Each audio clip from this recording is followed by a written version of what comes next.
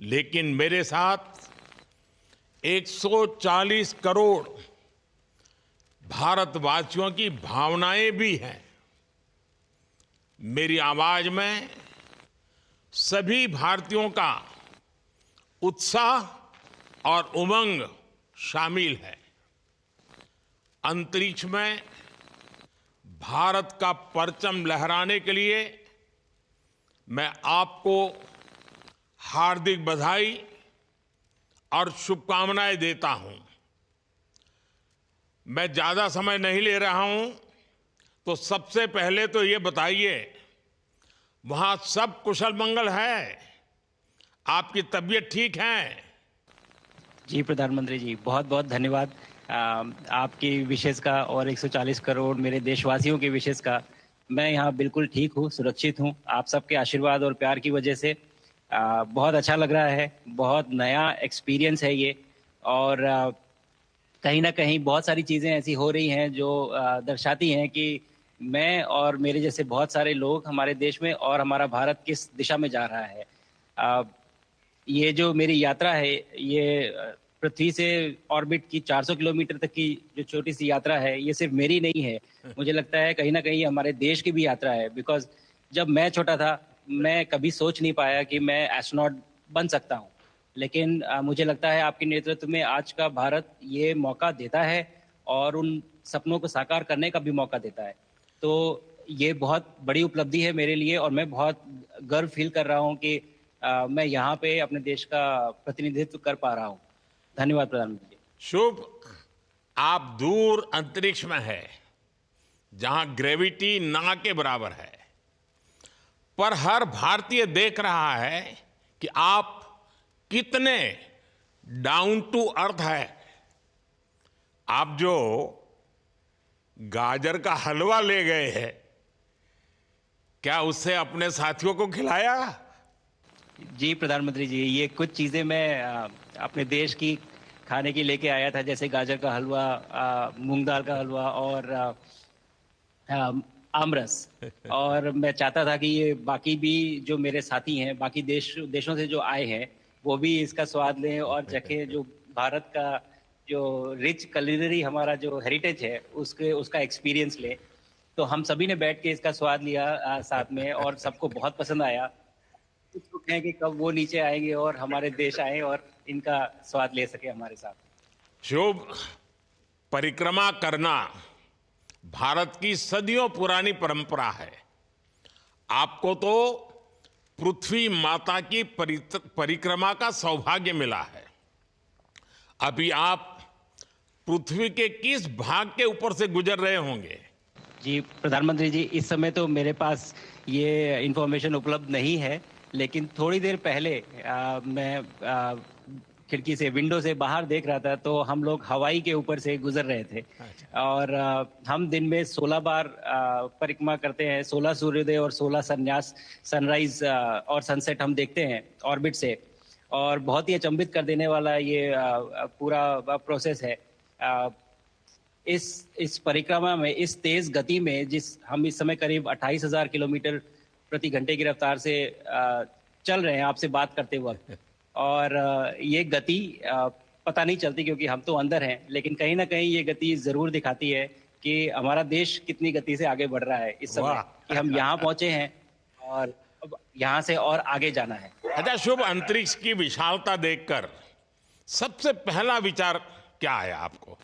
प्रधानमंत्री जी, सच में बोलूं तो जब पहली बार हम लोग ऑर्बिट में पहुंचे, अंतरिक्ष में पहुंचे, तो पहला जो व्यू था वो पृथ्वी का था। और पृथ्वी को बाहर से देख के जो पहला ख्याल और पहला जो थॉट मन में आया वो ये था कि पृथ्वी बिल्कुल एक दिखती है। मतलब बाहर से कोई सीमा रेखा नहीं दिखाई देती, कोई बॉर्डर नहीं दिखाई देता। और दूसरी चीज जो बहुत नोटिसेबल थी, जब पहली बार भारत को देखा, तो हम मैप पे पढ़ते हैं भारत को, हम देखते हैं बाकी देशों का आकार कितना बड़ा है, हमारा आकार कैसा है, वो मैप पे देखते हैं। लेकिन वो सही नहीं होता, क्योंकि वो एक हम 3D ऑब्जेक्ट को 2D यानी पेपर पे हम उतारते हैं। भारत सच में बहुत भव्य दिखता है, बहुत बड़ा दिखता है। जितना हम मैप पे देखते हैं उससे कहीं ज्यादा बड़ा। और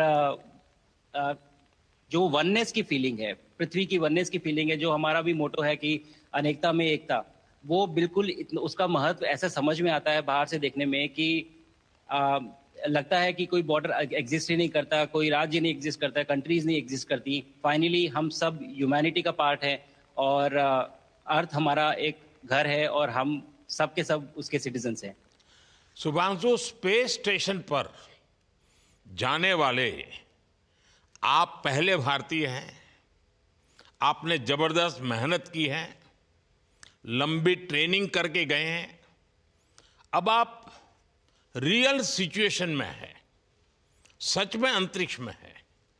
वहां की परिस्थितियां कितनी अलग हैं, कैसे एडप्ट कर रहे हैं? यहाँ पे तो सब कुछ ही अलग है प्रधानमंत्री जी। ट्रेनिंग की हमने पिछले पूरे एक साल में। सारे सिस्टम्स के बारे में मुझे पता था, सारे प्रोसेस के बारे में मुझे पता था, एक्सपेरिमेंट्स के बारे में मुझे पता था, लेकिन यहाँ आते ही सडनली सब चेंज हो गया। बिकॉज हमारे शरीर को ग्रेविटी में रहने की इतनी आदत हो जाती है कि हर एक चीज उससे डिसाइड होती है।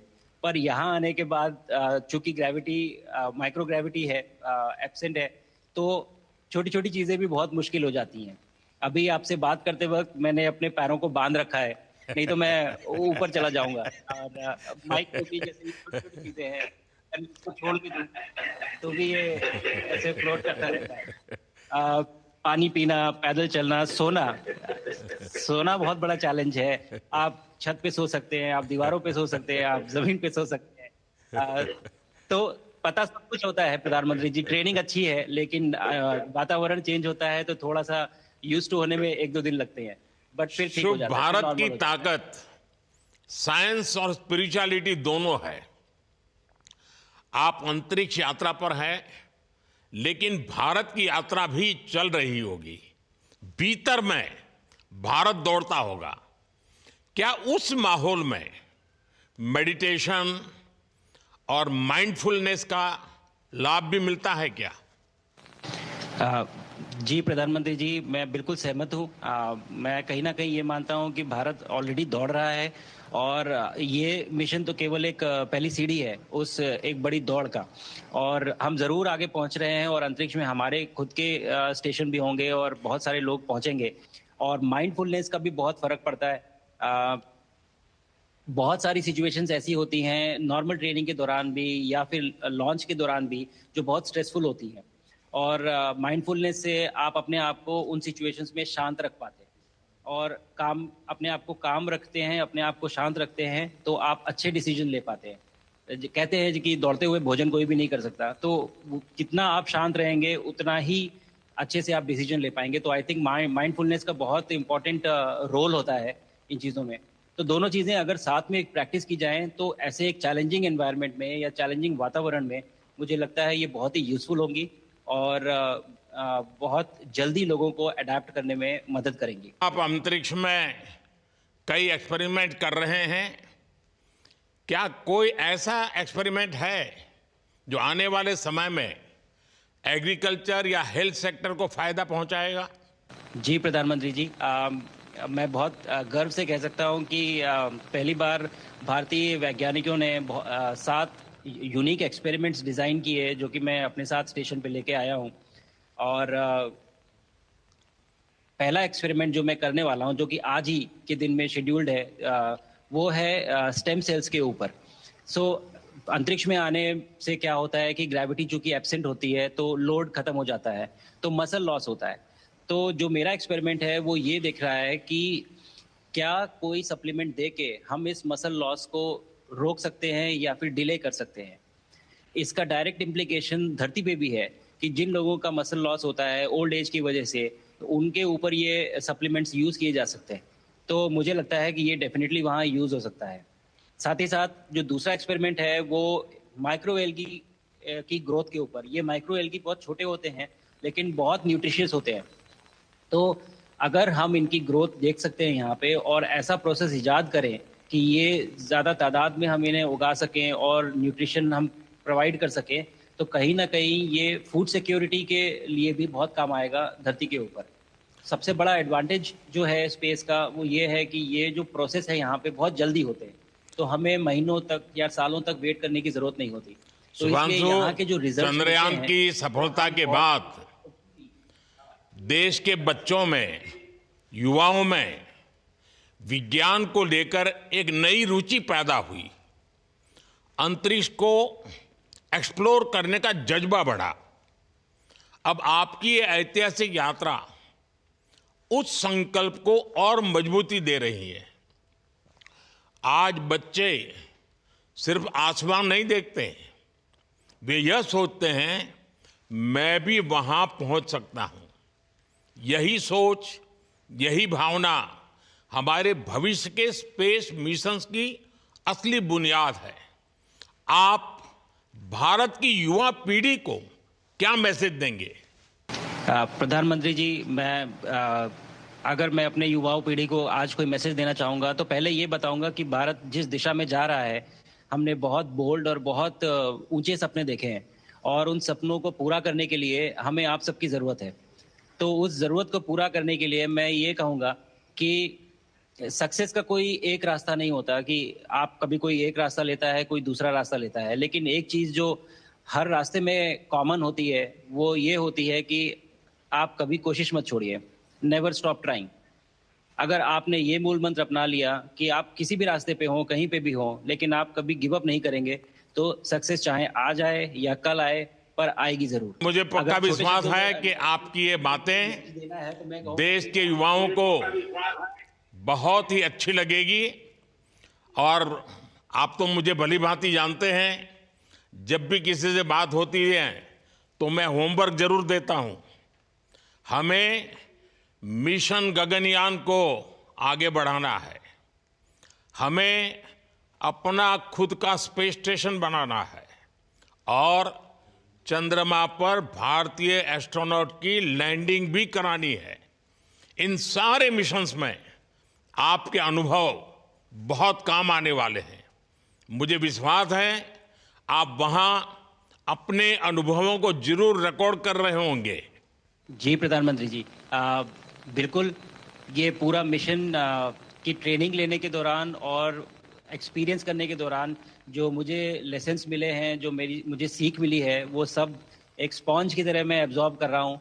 और मुझे यकीन है कि ये सारी चीज़ें बहुत वैल्यूएबल प्रूव होंगी, बहुत इम्पॉर्टेंट होंगी हमारे लिए जब मैं वापस आऊँगा। और हम इन्हें इफ़ेक्टिवली अपने मिशंस में इनके लेसन्स अप्लाई कर सकेंगे और जल्दी से जल्दी उन्हें पूरा कर सकेंगे। बिकॉज मेरे साथी जो मेरे साथ आए थे, कहीं ना कहीं उन्होंने भी मुझसे पूछा कि हम कब गगनयान पे जा सकते हैं, जो सुन के मुझे बहुत अच्छा लगा और मैंने बोला कि जल्दी ही। तो मुझे लगता है कि ये सपना बहुत जल्दी पूरा होगा और मेरी जो सीख मुझे यहाँ मिल रही है वो मैं वापस आके उसको अपने मिशन में पूरी तरह से 100% अप्लाई करके और उनको जल्दी से जल्दी पूरा करने की कोशिश करेंगे। शुभांशु, मुझे पक्का विश्वास है कि आपका ये संदेश एक प्रेरणा देगा। और जब हम आपके जाने से पहले मिले थे, आपका परिवारजन के भी दर्शन करने का अवसर मिला था और मैं देख रहा हूं कि आपके परिवारजन भी सभी उतने ही भावुक है, उत्साह से भरे हुए हैं। शुभांशु, आज मुझे आपसे बात करके बहुत आनंद आया। मैं जानता हूं आपकी जिम में बहुत काम है और 28,000 किलोमीटर की स्पीड से काम कर रहे हैं आपको, तो मैं ज़्यादा समय आपका नहीं लूँगा। आज मैं विश्वास से कह सकता हूं कि ये भारत के गगनयान मिशन की सफलता का पहला अध्याय है।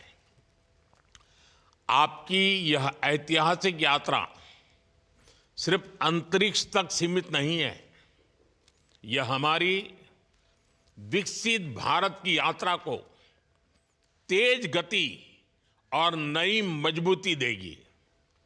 भारत दुनिया के लिए स्पेस की नई संभावनाओं के द्वार खोलने जा रहा है।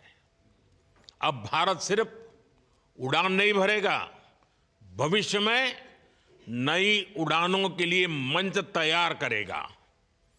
मैं चाहता हूं, कुछ और भी सुनने की इच्छा है आपके मन में, क्योंकि मैं सवाल नहीं पूछना चाहता, आपके मन में जो भाव है अगर वो आप प्रकट करेंगे, देशवासी सुनेंगे, देश की युवा पीढ़ी सुनेगी, तो मैं भी खुद बहुत आतुर हूं कुछ और बातें आपसे सुनने के लिए।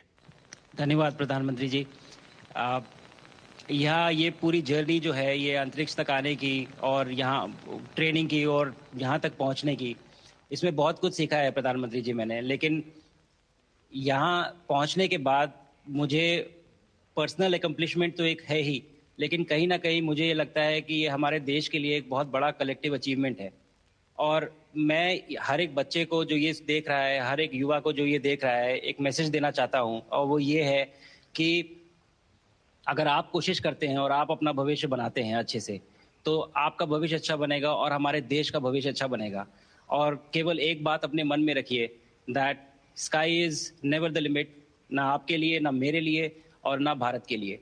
और ये बात हमेशा अगर आपने मन में रखी तो आप आगे बढ़ेंगे, आप अपना भविष्य उजागर करेंगे और आप हमारे देश का भविष्य उजागर करेंगे। और बस मेरा यही मैसेज है प्रधानमंत्री जी। और मैं बहुत बहुत ही भावुक और बहुत ही खुश हूं कि मुझे मौका मिला आज आपसे बात करने का और आपके थ्रू 140 करोड़ देशवासियों से बात करने का। जो ये देख पा रहे हैं, ये जो तिरंगा आप मेरे पीछे देख रहे हैं, ये यहाँ नहीं था। आज कल के पहले जब मैं यहाँ पे आया हूँ तब हमने ये यहाँ पे पहली बार लगाया है। तो ये बहुत भावुक करता है मुझे और बहुत अच्छा लगता है देख के कि भारत आज इंटरनेशनल स्पेस स्टेशन पहुंच चुका है। शुभांशु, मैं आपको और आपके सभी साथियों को आपके मिशन की सफलता के लिए बहुत बहुत शुभकामनाएं देता हूं। शुभांशु, हम सबको आपकी वापसी का इंतजार है। अपना ध्यान रखिए, मां भारती का सम्मान बढ़ाते रहिए। अनेक अनेक शुभकामनाएं, 140 करोड़ देशवासियों की शुभकामनाएं और आपको